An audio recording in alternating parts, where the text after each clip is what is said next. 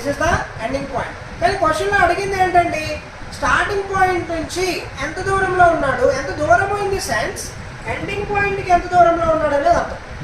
Ending పాయింట్కి ఎంత దూరంలో ఉన్నాడు. మనకి స్టార్టింగ్ పాయింట్ చూసుకుంటే ఎంతండి, ఇక్కడ ఉంది. ఎండింగ్ పాయింట్ ఎక్కడ ఉందండి, ఇక్కడ ఉంది.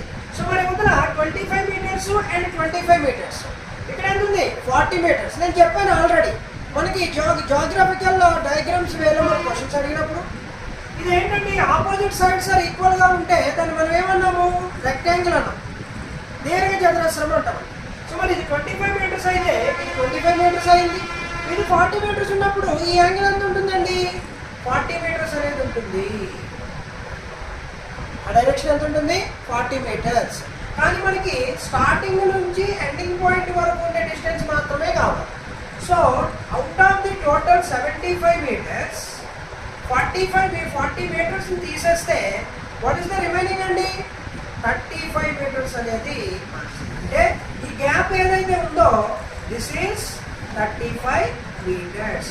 So what is the question ఏం అడిగాడండి, స్టార్టింగ్ పాయింట్ నుంచి ఎంత దూరంలో ఉన్నాడు. సో మన స్టార్టింగ్ పాయింట్ ఏదండి దీపక్, ఇది. సో ఎండింగ్ పాయింట్ ఏదండి, ఇది. సో ఈ మధ్య గ్యాప్ ఎంత ఉందండి మనకి, 35 metres, because opposite sides are equal. So which means this is ఏంటండి, రెక్టాంగిల్ షేప్డ్ డయాగ్రామ్.